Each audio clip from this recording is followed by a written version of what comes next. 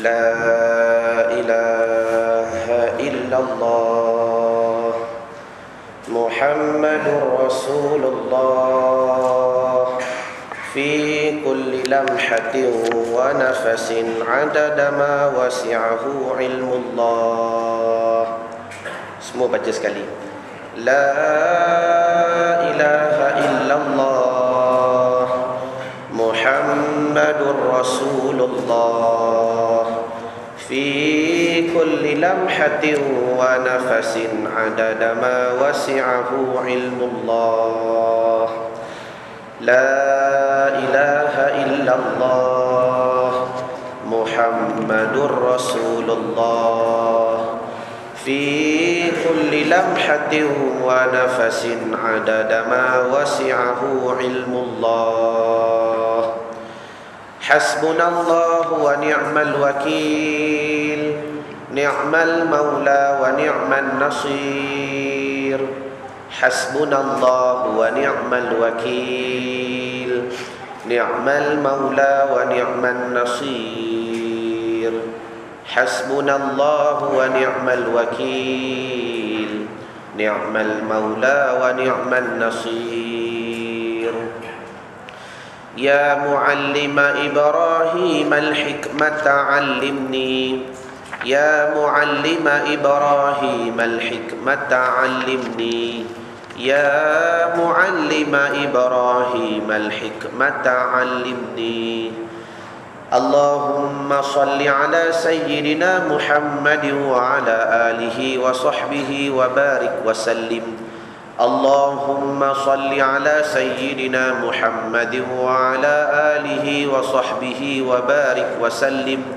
Allahumma salli ala sayyidina Muhammad wa ala alihi wa sahbihi wa barik wa sallim. Al-Fatihah.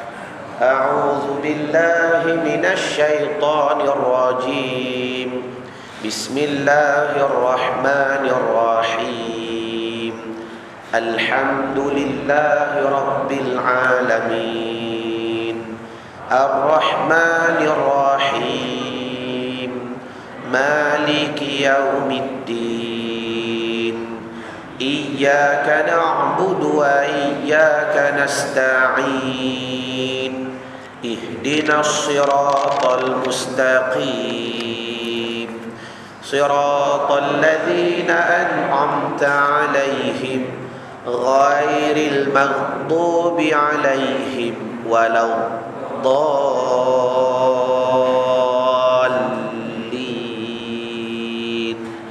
آمين. السلام عليكم ورحمة الله تعالى وبركاته. A'udzu billahi minasyaitonir rajim. Baca semua.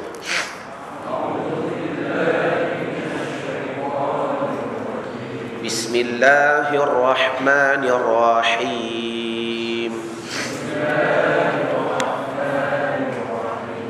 Ilahi anta maqsudi waridhaka maqlubi. Ilahi anta maqsudi waridhaka maqlubi. Ilahi anta maqsudi waridhaka maqlubi. Tuhanku, kepadamu maksud pengajianku dan hanya keredaanmu yang aku tuntut. Tuhanku, kepadamu tujuan kehidupanku dan hanya keredaanmu yang aku tuntut. Tuhanku, kepadamu maksud dan tujuanku dan hanya keredaanmu yang aku tuntut.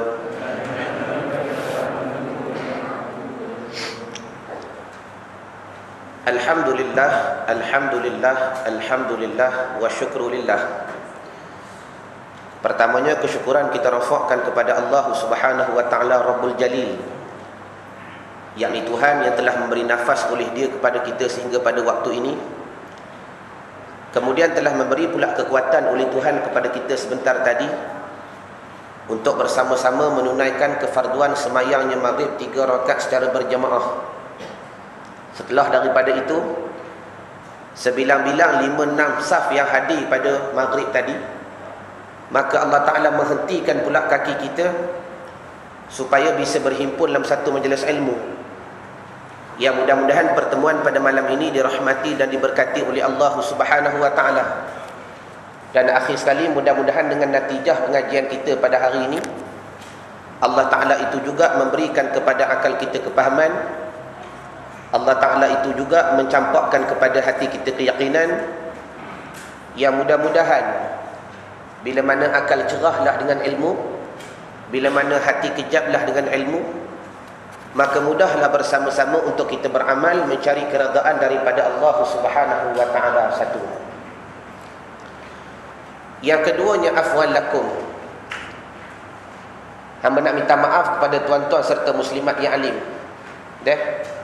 Sebab dah 2-3 kali tak hadir kuliah di tempat tuan-tuan. Maka bila mana sampai di tempat duduk tadi, hamba disapa oleh seorang jemaah. Dia kata, ustaz dah merajuk ke? Allahumma salli ala sayyidina Muhammad. Dah. Jadi pertama sekali hamba nak minta maaf kepada tuan-tuan serta muslimat yang alim, yang hamba tak dapat menghadirkan diri di tempat tuan-tuan dan juga di setengah-setengah tempat-tempat kuliah yang lain. Pertama sekali bukan sebab merajuk dah, tapi hamba telah ditimpa satu penyakit baru, yakni penyakit yang bukan sahaja doktor tak boleh mengubat. Bahkan Imam Asy-Syafi'i rahimahullahu ta'ala, kalau hidup juga zaman ini, maka Imam Syafi'i juga tak boleh mengubat penyakit yang tertimpa di atas dirinya hamba. Penyakit apa? Min alif lam sim, yakni malas. Allahumma salli ala Muhammad. Benar kata Imam Syafi'i. Dia kata, kalau kamu beri kepada aku 1000 orang budak yang malas, 1000 orang budak yang jahil, nescaya aku boleh alimkan mereka dengan syarat mereka nak bersungguh. Tapi kata Imam Syafi'i, kalau kamu beri kepada aku 1 orang budak yang malas, nescaya aku tak boleh buat apa-apa melainkan dia berusaha untuk diri dia sendiri. Maka oleh kerana itu tuan-tuan, bila hamba ditimpa oleh penyakit malas, bertambah pula kota warisan di tempat yang jauh, maka lagi malaslah nak datang. Maka sebagai mukadimah pada malam ini, izinkan hamba yang jahil nak cerita. Datang penyakit malas ni bukan suka-suka dah, tetapi hamba diberati oleh satu pekerjaan yang lain. Nak cerita pada malam ini sebagai mukadimah.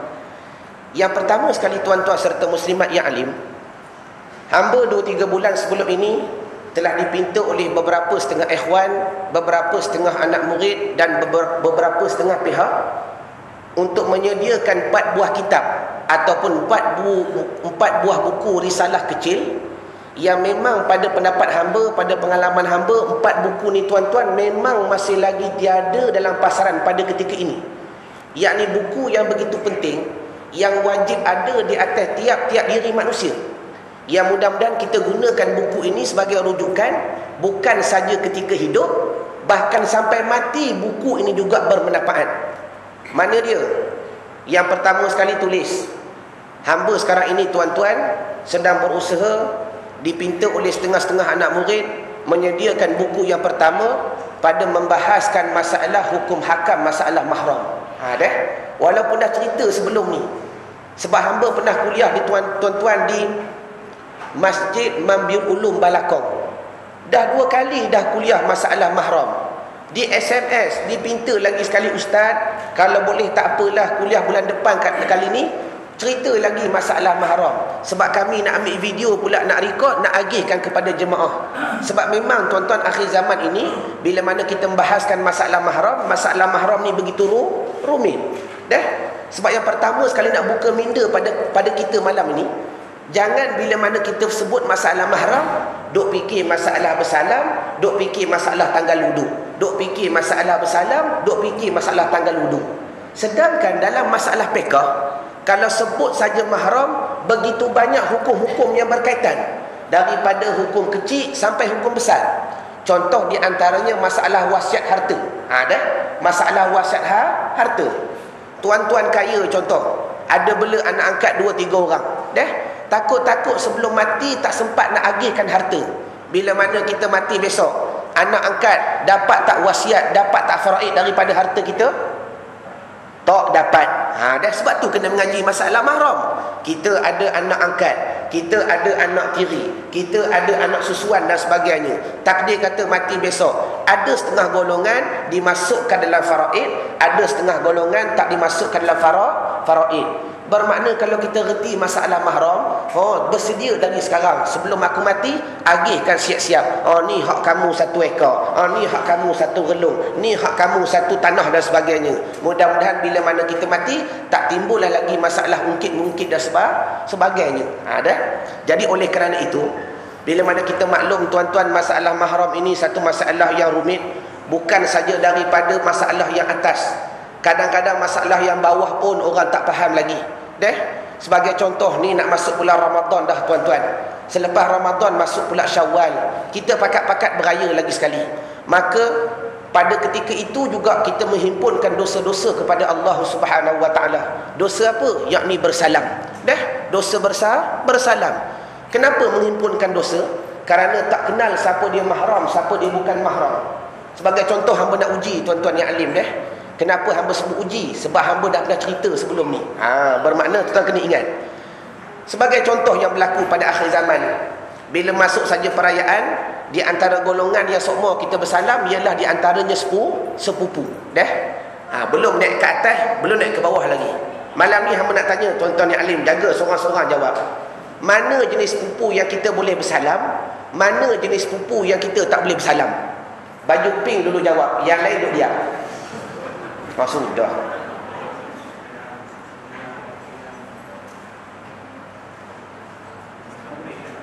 Mana jenis sepupu yang kita boleh bersalam? Mana jenis sepupu yang kita tak boleh bersalam? Ya? Yang adik-beradik belah mak. Adik-beradik tak boleh bersalam. Kalau adik-beradik seayah boleh bersalam. Boleh. Sebelah haji baju pink. Salah pun tak apalah, hak tergelak di belakang tu bukan reti belaka. Allahumma salli ala Muhammad. Sebelah bapak kita boleh bersalam, sebelah mak tak boleh bersalam. Baju biru sama juga, jangan dia ikut belum. Allahumma. Baju biru sebelah. Sebelah bapak kita boleh bersalam, sebelah mak kita tak boleh bersalam. Baik, nak cari wakil baju hijau pula. Itu jawapan daripada bendera biru. Allahumma salli. Syekh baju hijau, bukan politik, sebut warna pun masalah akhir zaman ni. Allahumma salli ala Muhammad. Baju hijau Syekh. Mana jenis sepupu yang kita boleh bersalam di pagi raya? Semua tak boleh bersalam. Baik, imam. Kalau imam salah, hak lain semua lagi carai lah. Allahumma salli ala. Mau jawab? Ya? Dah hamba tanya sepupu, mana jenis sepupu yang kita boleh bersalam di pagi raya? Sebab apa tuan-tuan? Kita tak syarah yang di atas, kita tak syarah yang di bawah. Kita syarah yang di kiri, di kanan dahulu. Kerana golongan ni di antara golongan yang seusia dengan kita. Betul tak? Kalau di atas, kadang-kadang mungkin antaranya umur terlebih tua. Itu setengah ulama maafkan. Kalau di bawah, ada setengah anak saudara mungkin umur yang muda. Tengok pula bersyahwat. Tapi kalau sepupu ni di antaranya mereka golongan yang seusia dengan kita. Artinya kalau kita tak tahu hukum, jangan sangka bila sepupu saja boleh bersalam. Baju kuning jawab, mana jenis sepupu yang kita boleh bersalam di pagi raya? Ya? Tak faham soalan? Tak boleh bersalam belaka. Kalau hamba kata boleh, tak pasti Haji baju kelabu.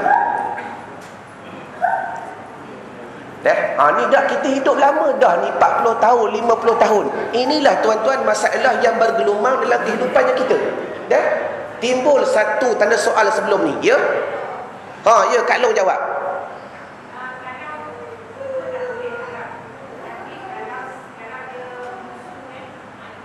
Okey, kalau menyusu tu orang tak panggil sepupu dah. Pada adat orang panggil adik-beradik susuan.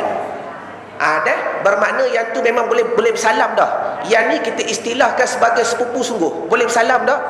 Tak boleh. Baju merah.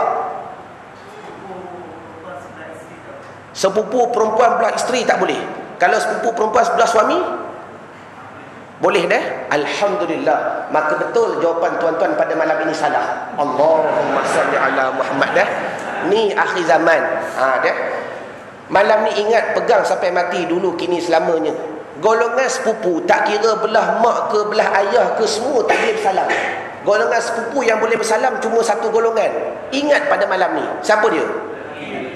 Lelaki memang boleh bersalam lah. Yang tu tak masuk buku. Allahumma salli ala Muhammad.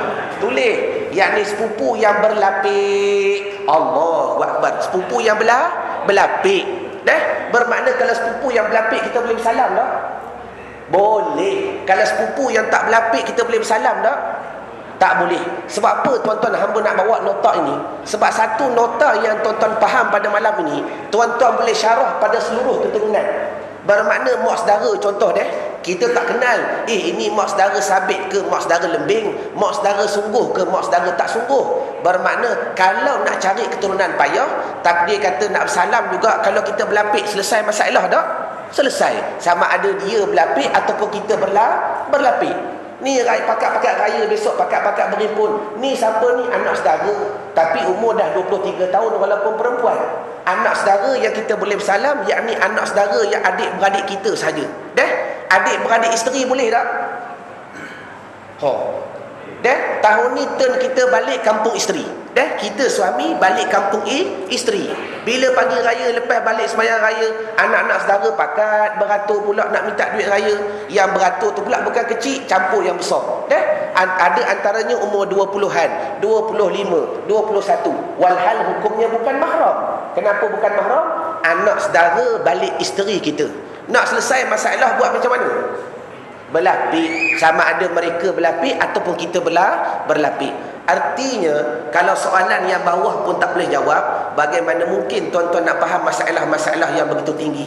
Maka oleh kerana itu, bila memahami begitu payah mengenal masalah mahram, hamba pinta daripada tuan-tuan yang alim, doakan hamba yang jahil ni dengan barakah daripada doa tuan-tuan, hamba akan berjaya insya-Allah menghasilkan satu buku nota kecil. Hamba akan melakukan dengan serengkah-rengkahnya masalah, kaedah, gambar rajah masalah mahram.